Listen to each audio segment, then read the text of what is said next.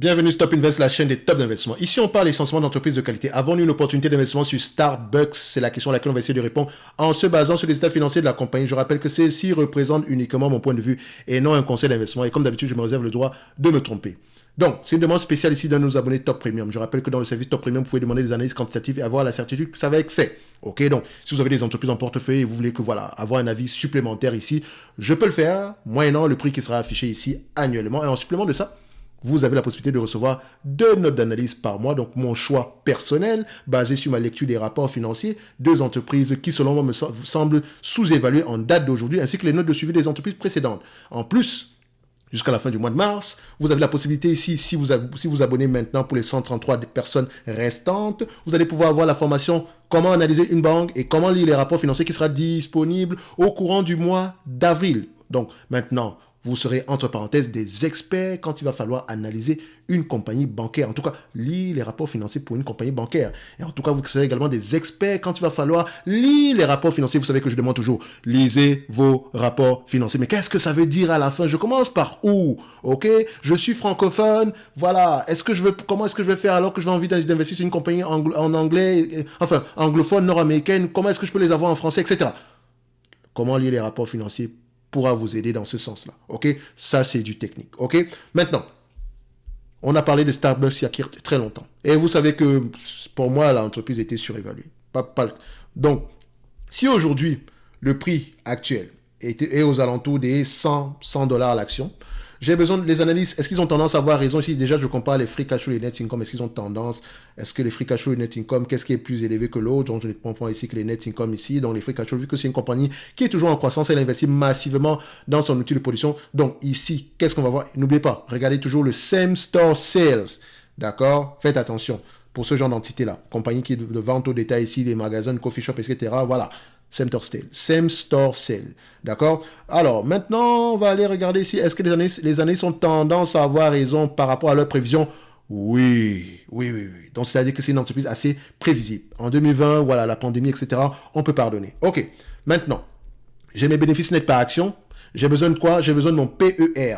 Il me semble que si je ne me trompe pas, on avait un PER aux alentours ici de 25 fois les bénéfices. C'était très optimiste parce que ça restait également une compagnie qui avait une certaine croissance. Ok, on a été quand même comme une moyenne ici aux alentours des 8-9% par là. N'oubliez pas que la croissance va tendre à diminuer de toutes les façons ici. Donc, en termes de price to earning ici, qu'est-ce que le marché payait généralement ici pour ce genre d'entité ici? On va prendre ici en moyenne sur les 20 dernières années. Qu'est-ce qu'on observe? Sur les 20 dernières années, on paye 32 fois les bénéfices, 10 dernières années, 31 fois les bénéfices, 5 dernières années, 30 fois, non, je paye 25 fois les bénéfices maximum. Et encore, n'oubliez pas que dans un environnement où les taux d'intérêt augmentent, les multiples auront tendance à diminuer. Ne l'oubliez pas. D'accord? Voilà. Donc, si vous payez 25 fois les bénéfices pour une compagnie, il faut vraiment qu'elle ait une sacrée bonne croissance. OK? Et que cette croissance-là soit à peu près, entre parenthèses, certaine. OK?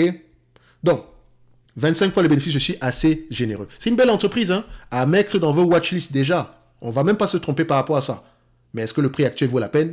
On va le regarder. Maintenant, vu que je suis très optimiste, etc., on va regarder la dette nette. Est-ce que la dette nette ici par action, qu'est-ce qu'on observe? On a 20 milliards 560 millions de dette nette. Mais qu'est-ce qui se passe sur cette compagnie? La dette nette a littéralement augmenté sur les dernières années. Est-ce que Starbucks fait des acquisitions? Mais pourquoi est-ce que c'est le cas? Je ne vois pas. Je ne comprends pas pourquoi est-ce que la dette nette a augmenté. D'accord? Parce que c'est assez drastique. Il faut aller voir dans les rapports financiers pourquoi. Donc, je vais également regarder ici si c'est vraiment la bonne information concernant la dette nette. Donc, ça fait toujours la peine d'aller regarder, de recoller les morceaux ici. D'accord? Donc, le bon document, ce serait la bonne chose à faire, ce serait de lire le rapport financier, aller dans les états financiers directement parce que c'est là-bas que se trouve la véritable information. OK? Donc ici, voilà, on prend les agrégateurs, etc. Mais on n'est pas à l'abri d'une erreur. D'accord? Donc quand je regarde ici au 31 mois de décembre, la dette nette par action, on est à 11 milliards 739 millions. 11 milliards 739. Et ici, c'est affiché combien? 20 milliards 560. Donc, vous voyez qu'il y a une grosse différence entre les deux. D'accord? Donc, je préfère prendre le 11 milliards. Je pense que Yahoo Finance a une bonne information ici. Je pense qu'ici, ça prend peut-être en considération les loyers. D'accord? Donc, il faut faire attention. Bref, on revient. On a la dette nette ici qui est sur Yahoo Finance, qui est aux alentours de 11 milliards 739. D'accord? 11 739 divisé par le nombre d'actions. D'accord, on a combien d'actions ici?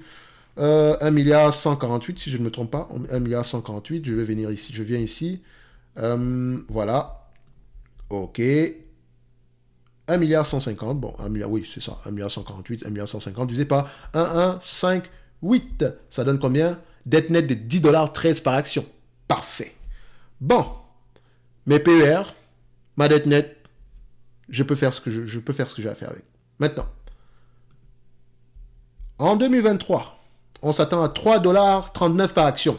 3,39 $. Et puis même, je vais être très optimiste, on va aller directement en 2025. 4,79 $ attendus ici. D'accord? Si les analystes ont raison, à 25 fois les bénéfices, ok? Moins la dette nette, qui est de combien? 10,13 $. Donc 10 $, voilà, 10 $, on va mettre 10,14 $ ici. Le prix actuel est tout simplement correct. Tout simplement correct. OK? Maintenant, si vous investissez sur cette compagnie-ci, vous admettez qu'il y a de grandes chances qu'elle puisse avoir déjà 4,79 $ d'ici 2025 et en supplément de ça que la croissance puisse continuer dans le futur. OK? Donc, votre rendement sur coût d'acquisition en date d'aujourd'hui par rapport à votre prix actuel, en prenant en considération ce que vous aurez comme bénéfice net en 2025, d'accord, dans un environnement normal, c'est un rendement de 4,74 %. Maintenant, à vous de voir, est-ce que ça vous intéresse ou pas? Moi, personnellement, ça ne m'intéresse pas. Mais ça reste une très belle entreprise. Une très, très belle entreprise. Le dividende ici, est de 2,11 %. Vous voyez dire que le maximum, c'est 4,74 %. En tout cas, jusqu'en 2025. Maintenant, si la croissance perdure dans le temps, et il ne faut pas sous-entendre que ça sera le cas, il faut lire les rapports financiers. Pourquoi est-ce que le management pense que ça sera le cas? Est-ce qu'il pense ouvrir plus de coffee shop, des choses comme ça? OK? Il faut aller regarder en profondeur. OK? Quelle est la taille du marché, etc. OK? Ou quels seront les relais de croissance? Il ne s'agit pas juste de dire que ouais, la Chine, non, non, non, non, non, non, non, non, non. Ça pèse combien comme marché? Quelles sont les marges qu'on pourrait avoir? Est-ce qu'on pourrait s'en sortir sur ce marché-là, etc. Parce que ce n'est pas parce que Starbucks sera en Chine que ça va forcément marcher, même si ça marche quand même. OK? Faites attention. En termes de dividendes, il est safe. Si vous avez cette compagnie aux alentours, disons, des 80 $ l'action, c'est assez intéressant. Il me semble même que quand on était à 80 $ l'action, j'avais dit que c'était pas assez intéressant pour moi. En tout cas, j'avais donné mon avis par rapport à cette compagnie-là. C'est chose que je ne fais plus. D'accord, si une compagnie ne m'intéresse pas, je ne vais pas vous dire qu'elle ne m'intéresse pas. Je vais vous donner à peu près les éléments quantitatifs ici. OK, à vous de voir maintenant si vous voulez y aller ou pas. D'accord? Donc, on regarde toujours les entreprises ici du point de vue rendement, etc. OK? Donc, je pense que la dette nette qui a été affichée cette journée-là a dû également m'induire en erreur. D'accord? Si je ne me trompe pas.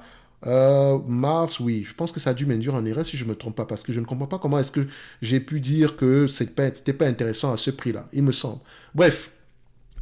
Toujours double-checker la dette nette. En tout cas, pour moi, maintenant, quand j'utilise Coifin, je tiens toujours à aller vérifier la dette nette au niveau de Yahoo Finance ici et à la limite ici au niveau des états financiers de la compagnie. OK?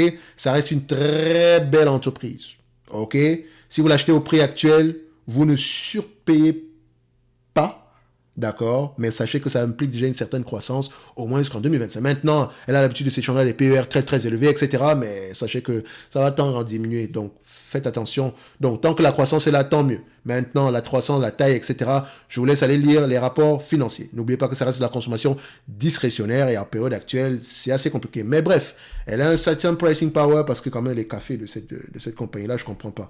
Moi, je suis pas, voilà, je dirais pas que c'est le meilleur café du monde parce que je n'en bois juste pas. Je bois pas de café. Pour moi, le café, c'est le café. Excusez-moi. J'ai pas le palais aussi fin pour déterminer que ça, ce sont des fèves qui viennent de Colombie, machin. Je veux du café, c'est tout. Café sans sucre. D'accord? Donc, c'est tout. Maintenant, à vous de voir si elle vous intéresse ou pas. Mais ça reste une très belle entreprise. OK? Donc, pour ceux qui veulent aller plus loin, n'oubliez pas le lien vers le service Top Premium est dans la description de la vidéo. Il reste 133 places ici pour pouvoir bénéficier de la formation thématique ici sans charge supplémentaire. En plus de recevoir tout ce qui est présent ici plus haut. D'accord? Tout ce que vous pouvez avoir droit ici dans le service Top Premium pour le prix qui est affiché ici. Donc, jusqu'à la fin du mois de mars. OK?